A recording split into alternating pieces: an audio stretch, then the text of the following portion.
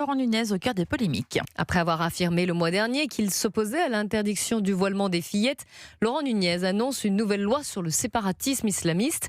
Et puis avant d'être désavoué par la justice ce matin, il a également souhaité interdire la tenue du grand rassemblement annuel des musulmans de France, une organisation rattachée aux frères musulmans, prévue ce week-end au Bourget. Bonjour Alexandre Chauveau. Bonjour Clélie, bonjour à tous. Alors accusé cette semaine de complaisance avec l'islamisme, le ministre de l'Intérieur tente de calmer le jeu. Oui, une forme de en même temps qui brouille les lignes au cœur de la polémique après ses propos tenus le mois dernier à la Grande Mosquée de Paris sur le voilement des fillettes. Laurent Nunez tente de s'expliquer sur BFM TV.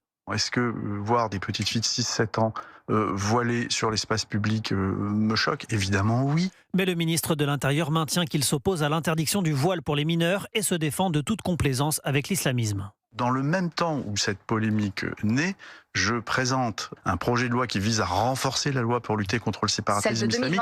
Et j'ai lancé il y a quelques jours l'interdiction du rassemblement des musulmans de France. Donc voilà, je n'ai plus de leçons à donner de mon engagement sur ces sujets. Alors le rassemblement au Bourget est finalement autorisé par la justice donc, mais sa demande d'interdiction sonne comme une volonté de faire taire les critiques par la communication. C'est en tout cas l'accusation que portent au sein de l'administration les détracteurs de Laurent Nunez, dont le projet de loi sur l'entrisme islamiste est la copie conforme du texte que Bruno Retailleau avait commandé lorsqu'il était ministre de l'Intérieur et que le président des Républicains s'apprêtait à déposer sous forme de proposition de loi.